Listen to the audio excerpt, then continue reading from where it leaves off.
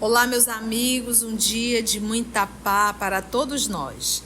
Hoje, exatamente 12 de abril de 2024, estamos nós reunidos para darmos continuidade ao nosso estudo da obra O Céu e o Inferno. E nós estamos na primeira parte já do capítulo 3, intitulado O Céu. Esse estudo está sendo lido pelo nosso querido amigo Augusto, mas antes nós vamos fazer a nossa prece de gratidão e eu vou solicitar para o nosso amigo Tarcísio fazer a nossa prece.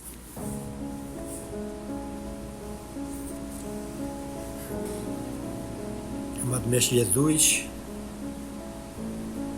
mais uma vez, Senhor, queremos te agradecer por mais essa oportunidade de estudo. Nós estamos reunidos aqui em Teu nome para aprendermos um pouquinho mais dos Teus ensinamentos. Obrigado pela oportunidade que Tu estás nos dando de estudar, se aprimorar, para melhor entender os Teus ensinamentos, os Teus desígnios. Obrigado, Senhor, por tantas bênçãos que recebemos, por mais essa oportunidade, por mais esse amor que Tu tens por nós. Só queremos agradecer, pois somos, como dizemos, quase privilegiados por ter tanto conhecimento, quando tantos ainda te renegam, não te aceitam. Obrigado, Pai. Dá-nos a força necessária para seguirmos em Tua direção no nosso dia a dia. Dá-nos a força necessária para mostrar àqueles que estão ao nosso redor o Teu caminho, a Tua luz. Obrigado, Senhor, por mais essa oportunidade de estudo. Fica conosco hoje e sempre, que assim seja.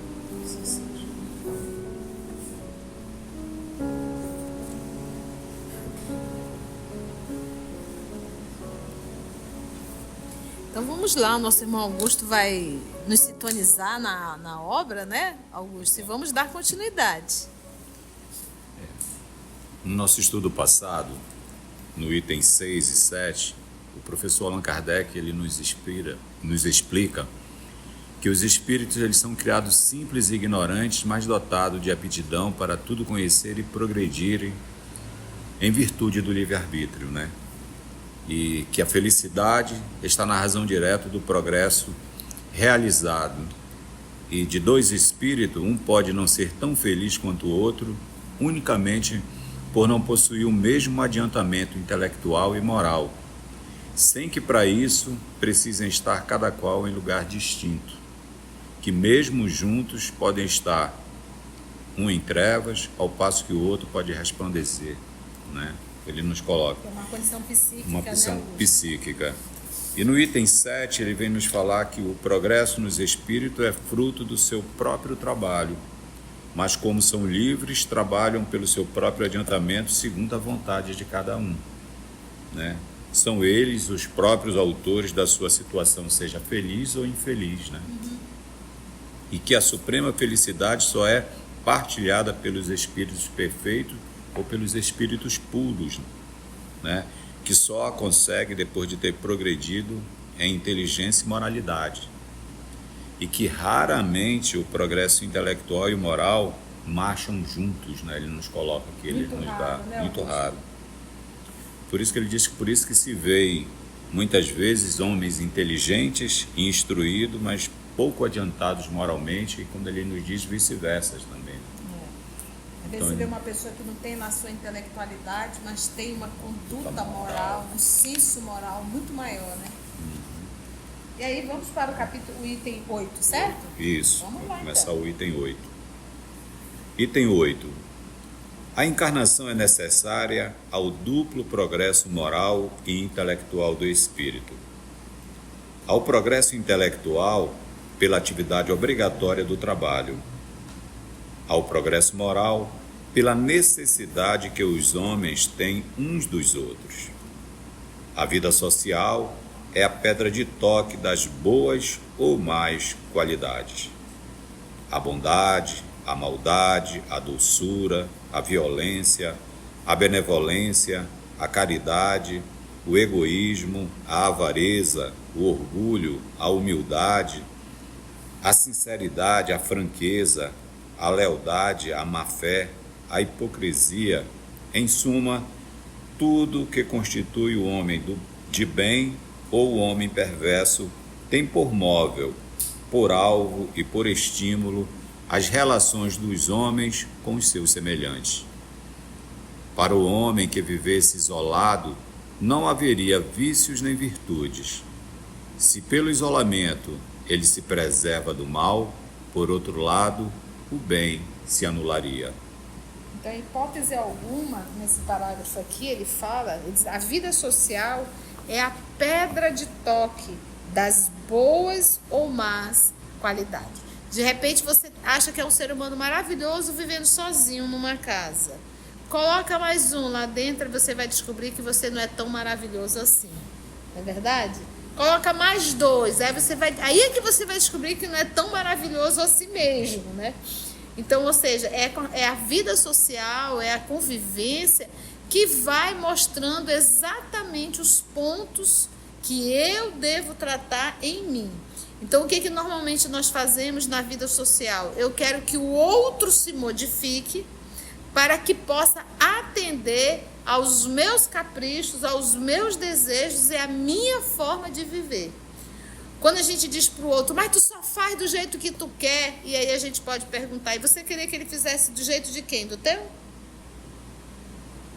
Não é verdade? Então, é com a convivência diária que nós vamos realizando o nosso movimento de mudança. Sozinho, ninguém evolui. Trancado em um canto, ninguém evolui. Por isso, ainda há pouco estávamos falando, se nós formos estudar tudo que Deus cria, vamos pegar o nosso corpo humano. Algum órgão trabalha sozinho? Todos eles trabalham de comum e conjunto acordo. Então, todos trabalham. Então, tudo que é de ordem divina é coletivo. Se nós pegarmos as leis que regem o universo, é coletiva.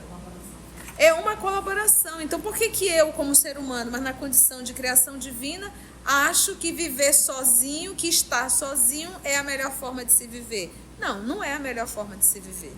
A melhor forma para que nós possamos realmente crescer e evoluir é através da convivência. Item 9. Uma só existência corpórea é claramente insuficiente para que o espírito possa adquirir todo o bem que lhe falta e de se desfazer de todo o mal que traz em si. Como poderia o selvagem, por exemplo, numa única encarnação, alcançar o nível moral e intelectual do mais adiantado europeu? É materialmente impossível. Deve ele, pois, permanecer eternamente na ignorância e barbaria, privado dos gozos que só o desenvolvimento das faculdades pode proporcionar-lhe? O simples bom senso repele tal suposição, que seria não somente a negação da justiça e da bondade divinas, mas das próprias leis progressivas da natureza. É por isso que Deus, que é soberanamente justo e bom, concede ao espírito do homem tantas existências quantas forem necessárias para atingir o seu objetivo, que é a perfeição. Então, se nós reportarmos ao livro de Moisés, primeiro livro, Gênesis, em que lá nós vamos encontrar logo nos primeiros versículos, façamos o homem a nossa imagem e a nossa semelhança. Será que nós somos tão infantis ao ponto de imaginar que esses espíritos nobres, coordenados pelo nosso Senhor Jesus Cristo, porque ele diz façamos, então não era só um, né? Era um grupo realizando o trabalho, e era Jesus coordenando tudo isso, o homem é a nossa imagem e semelhança. Nós não podemos imaginar que eu estou falando de olhos, nariz, boca, estrutura, não é essa a semelhança. A semelhança, quando se fala, é a minha condição moral, a minha condição de espíritos. Porque se nós observarmos o progresso da sociedade, da humanidade terrena, nós vamos ver na nossa conduta muito próximo ainda da animalidade. Comer, beber, dormir, procriar e trabalhar para o seu próprio sustento. Nós precisamos, nesse processo, façamos na condição de muito trabalho, e é o que esses espíritos nobres e o nosso Senhor Jesus Cristo têm feito ao longo das nossas encarnações. Então, se nós pegarmos de forma tão lógica, se nós pegarmos, vamos pegar naquela época, século XIX, meados do século XIX, um irmão que vivia ainda em tribos e um irmão que já estava vivendo ali dentro de Paris, dentro da cidade de luz, da luz na condição de intelectualidade, por que um é tão primitivo e o outro já evoluído na área da intelectualidade? Que critério foi esse? Porque ambos foram criados por Deus. Será que Deus criou um selvagem e um outro já mais intelectualizado? Então não é bem assim. Então a gente fala de dois espíritos vivendo experiências e com graus evolutivos diferentes. Grau de evolução diferente. Nesse processo de evolução, uma existência apenas, gente, não tem como. Como é que eles irão nos fazer a imagem e a semelhança da bondade, do amor, em uma encarnação? Basta nós olharmos a nossa própria encarnação.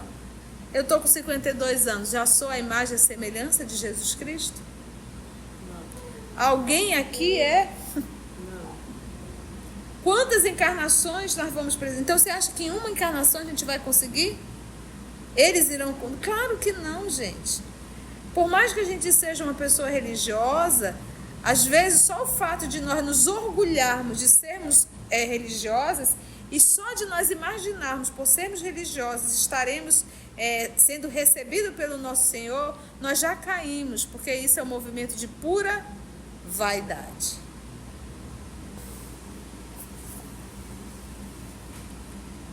Para cada nova existência, o espírito traz consigo o que adquiriu nas anteriores, em aptidões, conhecimento intuitivos, inteligência e moralidade. Cada existência é assim um passo adiante no caminho do progresso. Porque se nós estivéssemos sempre recomeçando, nós estaremos ainda batendo pedra na pedra para tentar fazer um fogo. Então, o que a gente vai aprender? Nesse nosso processo de evolução, de encarnar e de desencarnar, então, o que nos mostra as nossas primeiras encarnações? Justamente o movimento primitivo, primeiro. Então, se nós observarmos a ciência, a história, a antropologia realmente do homem, se nós formos estudar, nós vamos nos deparar com os homens, com aqueles corpos extremamente ainda animalizados, com pelo. Então, ali já foi direcionado espíritos para reencarnar naqueles corpos, e esses corpos foram passando por um processo também de evolução, como nós ainda, o nosso corpo continua em processo de evolução. Porque nós vamos chegar em um momento, daqui a bilhões de anos, sei lá quantos milhões de anos, em que nós não mais necessitaremos por exemplo, de um sistema digestório. Porque a nossa forma de alimentação será outra. Então, nós já temos planetas nessas condições desse processo de evolução. Tá certo que nós, os terrícolas, estamos retardando muito o nosso processo de evolução. Então, a gente fica nesse encarna e desencarna. Só que a reencarnação, a gente diz assim, elas são solidárias. Ou seja, o que eu aprendi em uma, eu levo para a outra. Então, se eu, nessa encarnação, sou uma pessoa extremamente desequilibrada na área sexual, não é porque eu adquiri isso nessa, é que eu já trago isso das outras. Eu ainda não resolvi isso. Agora, se eu consigo, se nessa encarnação, no natural meu, desde quando eu me entendo, é uma pessoa equilibrada na área sexual, isso quer dizer que eu já resolvi isso, eu não trago. Então, tudo que está de forma negativa e pejorativa em mim, na minha conduta, na minha atitude, são coisas que eu já venho vivendo há milênios. Agora, se eu me esforço para superar essa má tendência, a partir desse momento eu estou adquirindo algo novo. E o que é o novo? Uma nova conduta. E qual é essa conduta? Uma conduta moral. E é esse o nosso propósito. Então, quando eu vejo uma atitude negativa dentro da minha vida, a minha atitude assim, eu tenho que entender, a gente tem que entender racionalmente. Isso não é de hoje. Isso já está aí há muitos e muitos séculos. Então, quando a gente estuda a história da Roma Antiga, que nós estivemos por lá, com certeza, quase sempre, migramos um pouco aí também da Europa, nós participávamos de toda aquela política imunda, interesseira, de todas as orgias, de todos os excessos, daqueles bailes, daquelas festas. Por que quando a gente adentra em um campo de futebol, observa um campo de futebol, não é novamente uma arena? Não é novamente um coliseu? E por que quando nós estamos ali ouvindo grito, a gente fica num transe? Que a gente não sabe nem dizer. Gente, a gente ali, a gente briga, a gente empurra. Tem até pessoas que se matam ali dentro. E tem pessoas que adoram aquilo ali, que vivem. Dizem, ai, meu Deus, é muito legal. Sabe por quê? Porque, na verdade, ela está relembrando o Coliseu. Ela está relembrando tudo aquilo. Volta. Então, se eu adentro no espaço desse e ainda me alegro muito e sinto uma alegria muito grande, na verdade, as minhas reminiscências. Agora, se de repente eu adentro num lugar desse, não gosto, não me sinto bem e acho extremamente desagradável, já resolvi. Não é mais esse tipo de coisa. Por que quando a gente escuta determinadas músicas, com determinada batida, isso mexe tanto com a gente? É tribal. É o tribal ainda dele. E a gente vai se sacudindo e nem se apercebe disso. Então, são as nossas reminiscências. Mas tinha só para o lado negativo? Não. Nós temos, e hoje, cada vez mais, um número muito grande de espíritos que na infância, sem terem recebido essa informação dos pais, mostram a sua amorosidade. Eu vi um vídeo de uma criança que ela se soltou do braço do pai porque ela olhou e viu um senhorzinho idoso jogado no chão, tentando tomar uma água, e ele balançava a mão. Sabe o que ela fez? Ela se soltou. Aliás, o pai não estava nem segurando. Ela saiu, o pai não percebeu. E ela chegou até lá, pegou o copo com água e começou a dar na boca do idoso. A criança deve ter 3, no máximo 4 anos. O pai olhou. Quando o pai viu, se desesperou, foi lá. E o que ele fez? Tirou ela. Entendeu? E alguém estava filmando. Porque alguém filmou vendo uma criança de 4 anos dando água para um idoso. E tem um outro vídeo também de um pai que estava comendo com a filha e ela olhou para o lado e viu, a criatura deveria ter o Parkinson, alguma coisa parecida, e tentava morder o sanduíche e a mão não, né, o movimento involuntário não deixava. Ela também não contou conversa, saiu da mesa, o pai olhou, o pai olhou, segurou o sanduíche e ficou dando que devia ter no máximo ali 50 anos. Então, são atitudes. Então, você vê que esse ato de se preocupar com o outro, de olhar para quem está em torno, isso já é desse espírito, é uma conquista desse espírito. Então, quando a gente vê uma criança extremamente egoísta, extremamente vaidosa, extremamente impaciente, ainda não resolveu. Isso é novo? Não. Isso é repetência, já está assim, olha, há milênios. Eu gosto de ver determinados vídeos que mostram, tem uma criança que ela tenta colocar o canudo num copo, e esses copos que vem só o buraquinho pro canudo. Então, como ela não tem muita coordenação motora, ela tenta a primeira, tenta a segunda, tenta a terceira. Quando ela não consegue, ela empurra o copo, chuta o copo e fica muito séria assim, olhando. Você vê, então, ou seja, é um espírito paciente, extremamente impaciente. Então, é interessante esse tipo de atividade para você, pai, você, mãe, olhar e ver quem é o espírito que você está recebendo na sua casa e aonde você tem que trabalhar. Aí, em compensação, nós temos um outro vídeo, a criança também aprendendo coordenação motora. O que ela queria? Ela queria colocar o morango que estava cortadinho na colher. E ela não queria com a mão, ela queria levar o morango com a colher. Sabe quantas vezes ele fez e caiu o morango? 7 vezes. E ele pacientemente pegava o morango e colocava na colher e ia. Aí caía, coordenação motora. E ele voltava, ele pegava o morango e colocava na colher. E eu ali contando. Eu já estava impaciente, né? E ele não desistiu. Na 8ª vez, ele conseguiu colocar o morango na boca com a colher. Qual é a lição que você tem dessa aula? O oposto da jovem. Ele, é como se dissesse, eu tenho que aprender. Não, é uma questão de coordenação. Era muito mais fácil ele pegar com a mão e enfiar. Mas ele tinha feito uma programação. Eu quero com a colher. E ele conseguiu. Então, esses movimentos, esses comportamentos tão simples, para um pai atento, uma mãe atenta, vai perceber que tipo de espírito está chegando.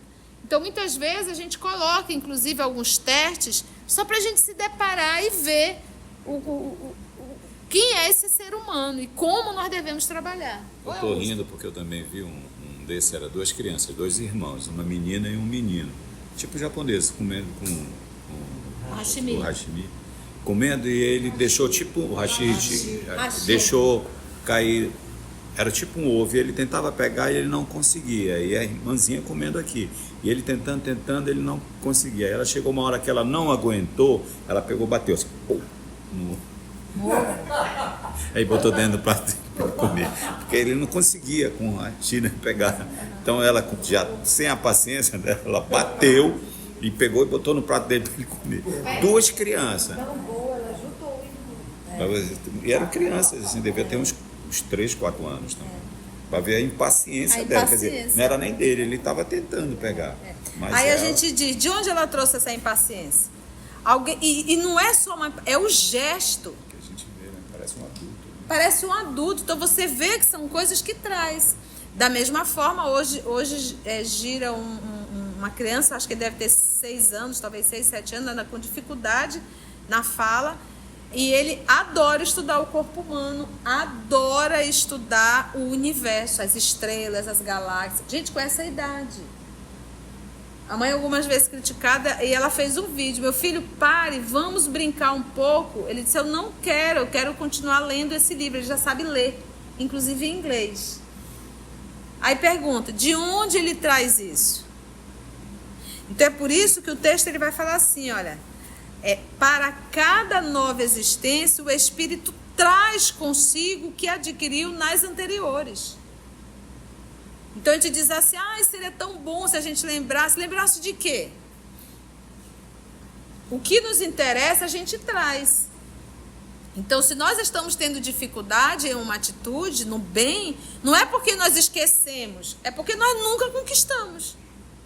Quando nós verdadeiramente conquistarmos uma atitude, ela virá sempre conosco, ninguém vai perder. O que eu aprendi a nível moral e a nível intelectual, eu não vou perder. Então, numa nova encarnação, quando eu voltar a ter contato, eu vou ter uma facilidade muito grande de compreensão. É por isso que algumas pessoas conseguem compreender rapidamente e viver, e outros, meu amigo, pode pôr, que nem compreende e muito menos vai viver. Entendeu? Então, uma encarnação resolve? Por isso as diferenças, porque é justamente isso, cada um carrega a sua bagagem. Então, as reencarnações, elas são solidárias. Eu já tenho 70 anos, nem adianta eu aprender. Adianta. Tudo que você aprende vai somar. E na próxima encarnação, quando você tiver o contato com isso novamente, você vai ter muito mais facilidade para compreender e aceitar. Então, devemos estudar sempre. Sempre. Tem uma nota 6, nota de Allan Kardec, onde ele diz que veja-se, primeira parte, capítulo 1, item 3, nota de rodapé número 2. A encarnação é inerente à inferioridade dos espíritos. Deixa de ser necessária quando estes, transpondo-lhe os limites, progrediram no estado espiritual ou nas existências corpóreas de mundos superiores, que nada mais tem de materialidade terrena. Da parte destes, a encarnação é voluntária, tendo por fim exercer sobre os encarnados uma ação mais direta para o cumprimento da missão que estão encarregados junto a eles. Nesse caso, é por devotamento que aceitam as vicissitudes e os sofrimentos que tais encarnações acarretam. Então, para finalizar o nosso estudo de hoje, vamos só ticar esse último parágrafo aqui, olha.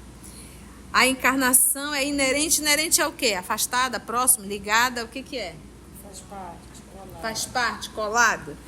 A inferioridade dos espíritos. Então, ou seja, se eu estou encarnada, isso mostra que eu sou já um espírito super? Não. Eu ainda sou um espírito inferior, precisando aprender, precisando evoluir. Então, ninguém aqui é anjo, tá bom? Logo, que informação é essa, tia? Para que isso serve? Não crie expectativa sobre ninguém. Ninguém. Quando você não cria expectativa, o que vier de bom é lucro. Então, que a gente possa usar nos prepararmos para entender que conviver é um desafio. Então, do jeito que você não deve criar expectativa sobre ninguém, ninguém também deve criar expectativa sobre você. A encarnação, ela é inerente à inferioridade dos espíritos, ponto. Deixa de ser necessária. Quando que a encarnação deixa de ser necessária? A encarnação é entrar na carne. Deixa de ser necessária quando estes quem? Os espíritos, transpondo-lhe os limites da encarnação, progrediram no estado, não é no mundo, no estado espiritual. Porque qual é a lição que eu estou aprendendo na Terra? Eu preciso superar a vida animal para aprender a minha essência, o que eu sou, que é um ser espiritual. Nós somos assim, nós não somos um humano vivendo uma experiência espiritual, não. Nós somos um ser espiritual vivendo uma experiência humana. Só que eu esqueci a minha espiritualidade.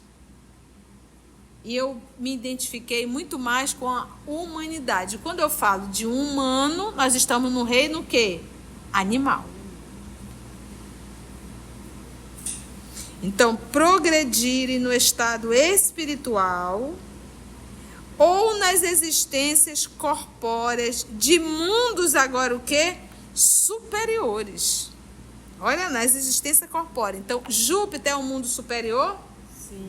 A Terra, principalmente. Lá tem encarnações? Tem. Mas olha os corpos de Júpiter. Ou nas existências corpóreas de mundos superiores, que nada mais tem de materialidade terrena. Ele não tem mais nem sistema digestório, gente, acabou. A alimentação lá é outra. Não existe mais 60, 70, 80 anos. Lá o tempo de vida é 500 anos. Vale a pena ficar no planeta encarnado 500 anos. Porque lá o bem predomina. Que nada mais tem de materialidade terrena.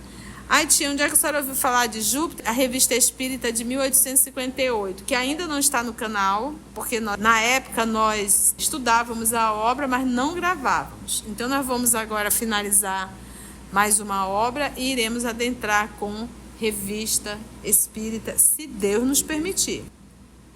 De parte destes, a encarnação ela é voluntária. Destes quem? Dos espíritos superiores.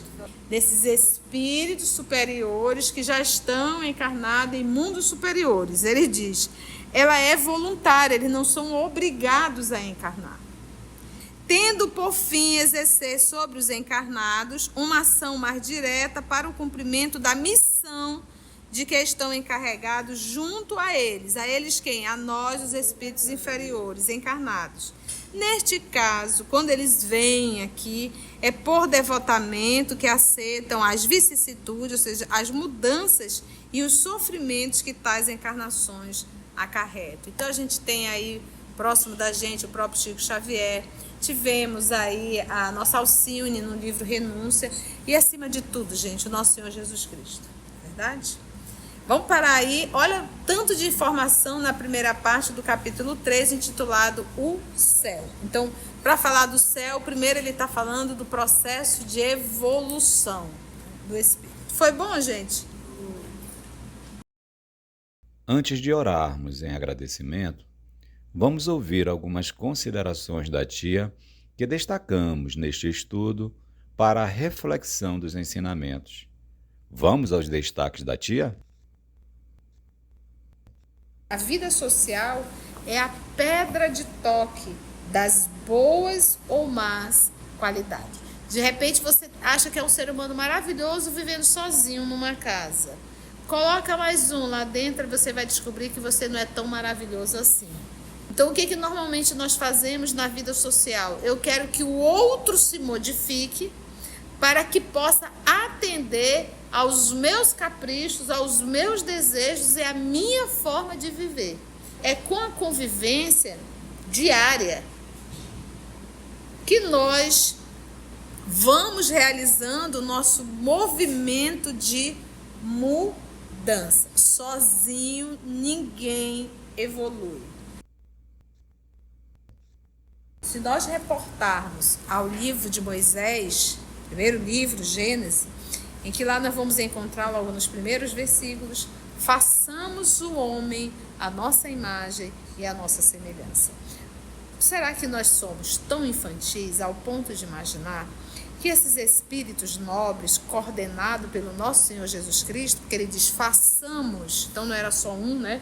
Era um grupo realizando o trabalho, e era Jesus coordenando tudo isso, o homem é a nossa imagem e semelhança. Nós não podemos imaginar que eu estou falando de olhos, nariz, boca, estrutura, não é essa a semelhança.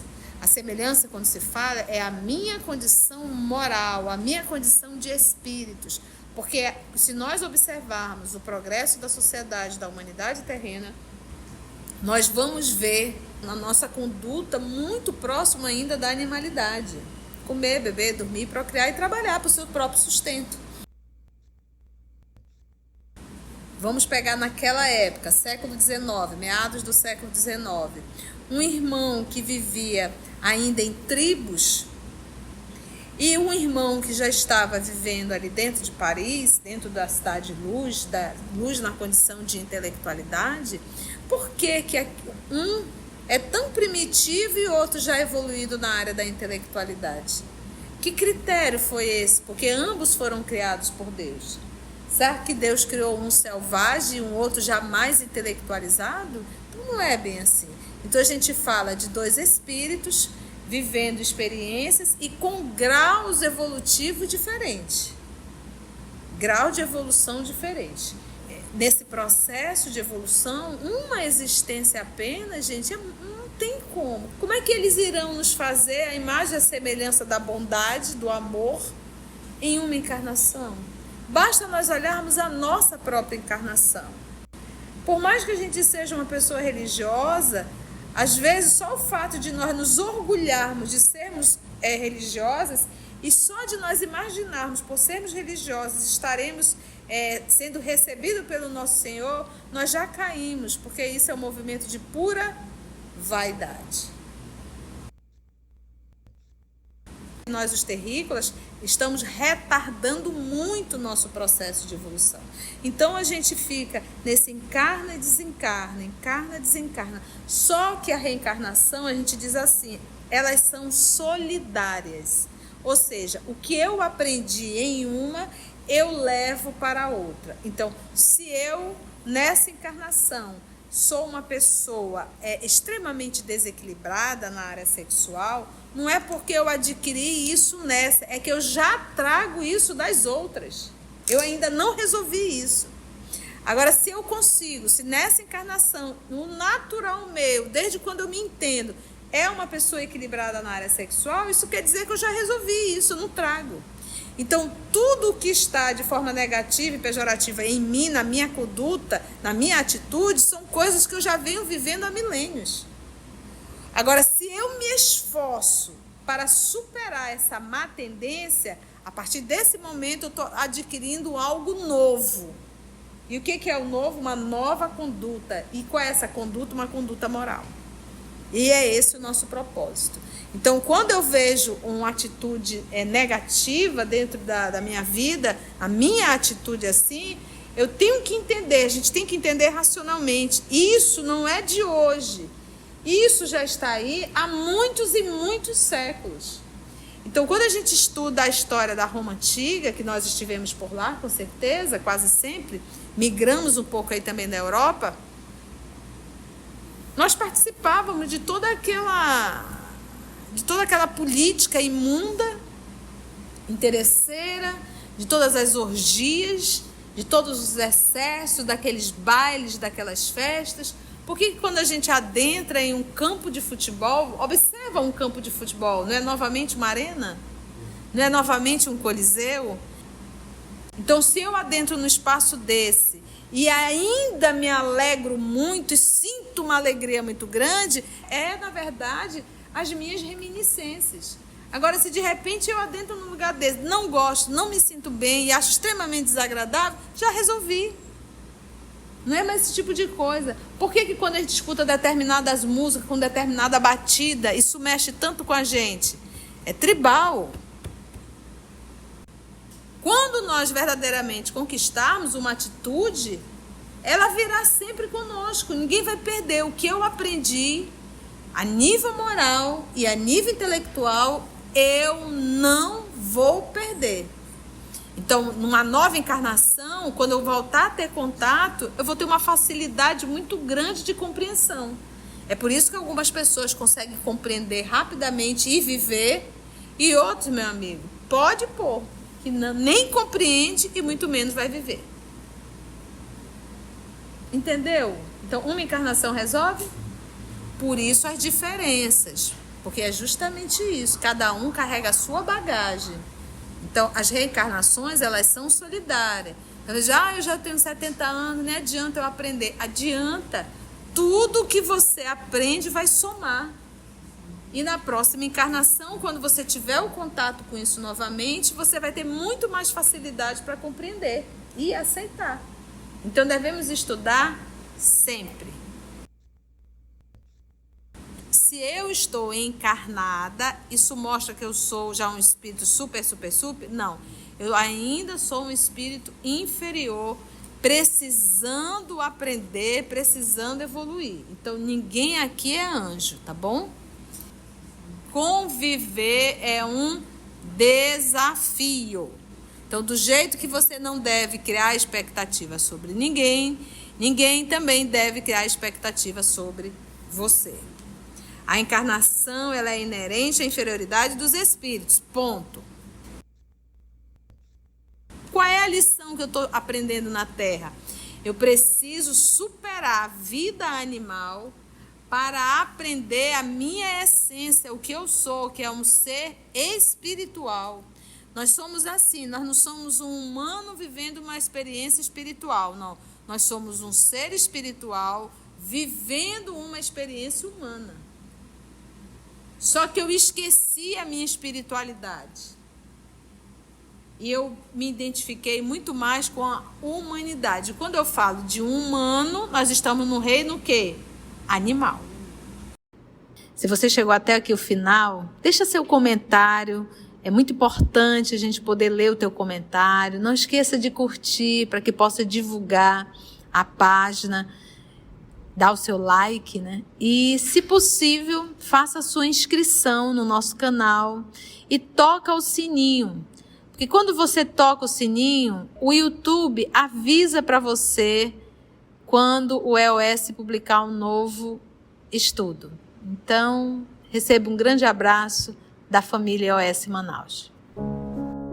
Assim, concluindo o nosso estudo de hoje, e agradecendo o nosso Mestre Jesus por mais este momento de aprendizado, vamos orar? E assim nós agradecemos a Deus, nosso Pai, ao nosso Mestre Jesus e aos amigos espirituais que nos conduziram. Graça te damos, Senhor, que assim seja.